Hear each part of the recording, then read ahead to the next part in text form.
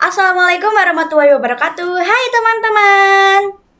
Pada hari ini kita akan belajar bersama tentang kubus dan juga balok.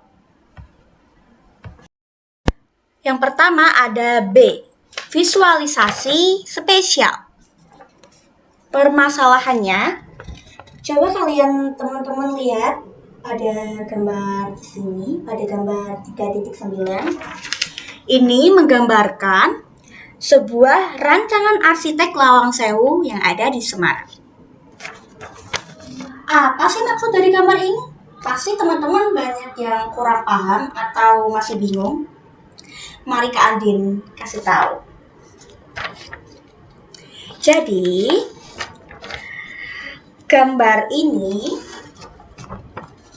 kalau teman-teman atau anak-anak lihat, gambar ini tuh sebenarnya sama apa berbeda sih? Apa? Sama.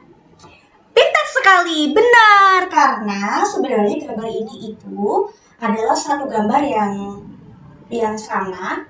Hanya saja kalau kita lihat dari tampak depan seperti ini, tampak kanan seperti ini, tampak kiri seperti ini, dan dari tampak atas akan berbentuk seperti ini. Pada umumnya, bangunan memiliki tampilan yang berbeda-beda, tergantung dilihat dari sisi mananya. Kita lihat dari sisi depan, seperti ini, kanan, kiri, ataupun atas.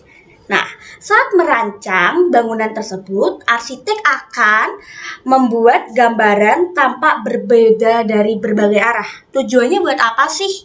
Agar gambaran kalau bisa dilihat dari berbeda arah, rancangannya itu bisa dapat dipahami dan direalisasikan. Seperti ini ya teman-teman, adik-adik contoh gambarnya. Lalu selanjutnya ada di eksplorasi 3.2, melihat dari berbagai sisi. Nah, ini ayo bereksplorasi. Saat istirahat, Tigor dan Tenri melihat Anike sedang menggambar di bukunya. Nah, kita bisa lihat ya adik-adik, pada gambar 3.10 adalah gambar Anike yang digambar di bukunya.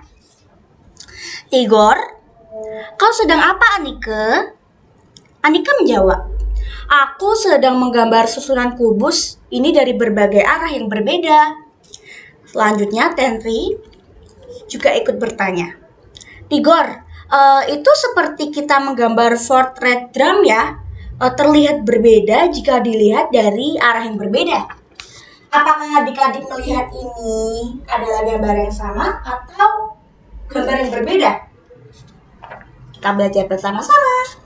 Nah, pada gambar 3.11 adalah susunan kubus yang dilihat dari Anike.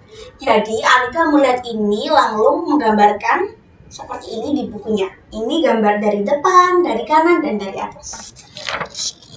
Gimana sih kok Anike bisa menggambar seperti itu? Nah, jadi adik-adik, kalau kita lihat dari depan, kita akan melihat yang dari sebelah kanan ini berwarna biru, dari yang tengah ini berwarna merah, kiri kuning, dan atas hijau. Kita bisa lihat tampak depannya seperti ini. Kalau kita lihat dari kanan ini ya, kanan. Yang atas itu hijau, yang bawah itu kuning, karena kita melihat dari sisi kanan. Kalau kita melihat dari sisi atas, kita akan melihat yang di ujung kanan ini berwarna biru, yang tengah berwarna hijau, dan yang kiri berwarna kuning. Karena kita melihat dari atas. Kenapa ini nggak dihitung Kak? Karena kalau kita melihat ini, kita melihat dari sisi kanan. Seperti itu. Pertanyaan pertama, gambar Anike belum diwarnai. Bantulah Anike mewarnai gambarnya sesuai warna kubus yang terlihat dari tiap arah. Nah, tadi adalah jawaban dari nomor 1. Selanjutnya, pada nomor 2, cobalah menggambar seperti Anike untuk susunan kubus berikut. Jadi, adik-adik disuruh menggambar dengan susunan ini di sini. Contohnya kayak di Anike tadi ya. Kita kita lihat, kita disuruh menggambar kayak gimana sih? Apa aja yang harus kita gambar? Nah, kita disuruh gambar dari tampak depan, dari tampak kanan, dan juga dari tampak atas. Adik-adik bisa nggak menggambar seperti ini dengan contoh Alika tadi?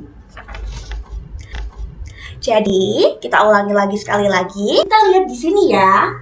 Dari depan, kita akan menggambar hijau, hijau, dan merah. Huruf L.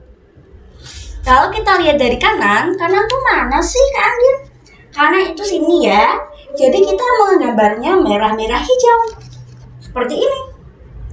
Huruf L. L juga. Dan kalau dari atas itu apa? Nah, kalau kita lihat dari atas, berarti kita menggambar merah, merah, hijau. Karena kita lihatnya dari atas. Seperti itu, teman-teman. Lalu, soal yang ketiga. Buatlah susunan kubus yang lain. Lalu, gambarkan penampakannya dari 3 arah berbeda.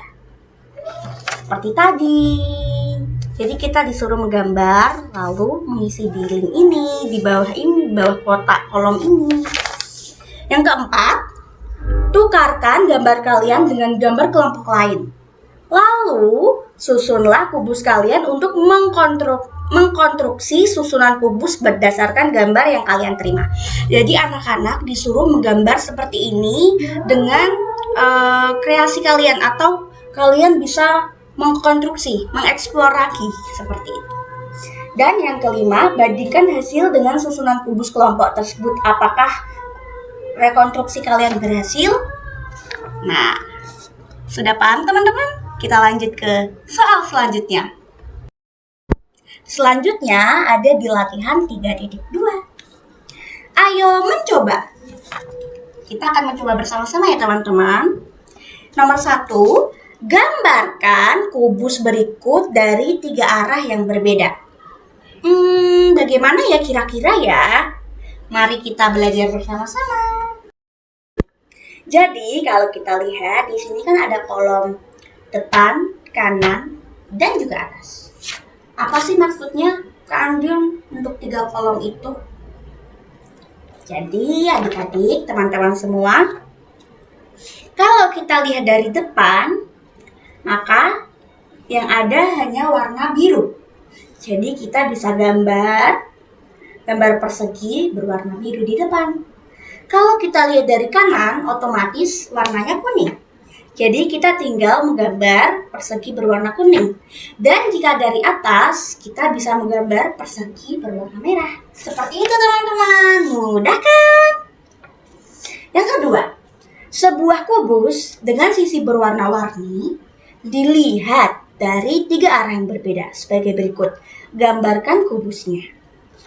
Kan di sini ada dari depan berwarna merah, dari kanan berwarna kuning, dan dari atas berwarna hijau. Petunjuk di sini kita disuruh menggambarkan kubusnya.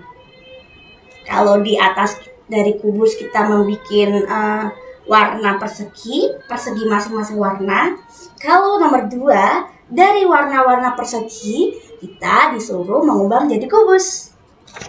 Kira-kira teman-teman masih paham nggak? Kira-kira teman-teman belum paham atau sudah paham nih? Jadi nanti kita akan depan, kan kalau di sini depan biru, kita akan mengubah jadi warna merah. Dan kalau di sini kanannya kuning, kita juga akan merubah warna kuning karena di sini petunjuknya warna kuning. Dan kalau dari atas ini berwarna merah, kita akan menggambar dengan warna hijau karena petunjuknya seperti itu. Gimana teman-teman? Mudah bukan? Kita lanjut ke soal berikutnya. Ini soal berikutnya. Jadi di sini ada berikut adalah sebuah dadu. Nah, ada gambar A. Gambarkan tampilan dari 3 arah yang berbeda. Bagaimana Kak Adin cara mengerjakannya? Gampang sekali teman-teman. Kita disuruh menggambarkan dari tampilan 3 arah yang berbeda.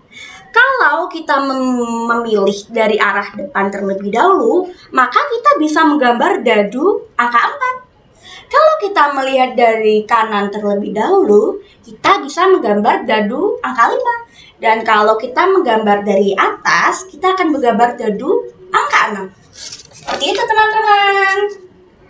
Dan yang kedua,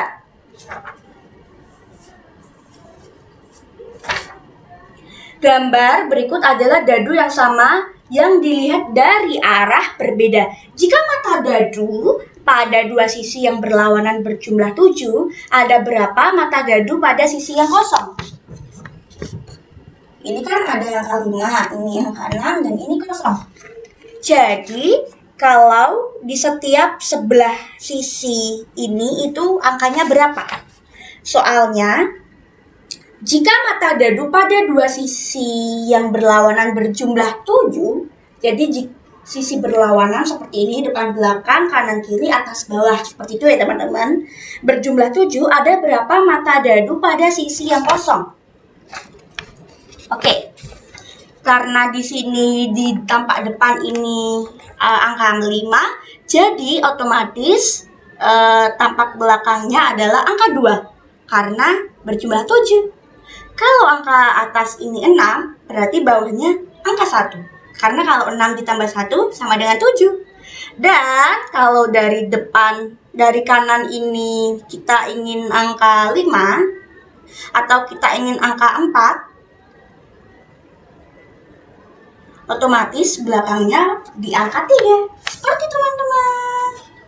Bagaimana belajar matematika tentang kubus dan balok? Sangat menyenangkan dan tidak sulit, bukan? Bye-bye, terima kasih. Semoga ilmu hari ini bermanfaat untuk kita semua. Sekian dari Kak Andin. Wassalamualaikum warahmatullahi wabarakatuh. Sampai jumpa.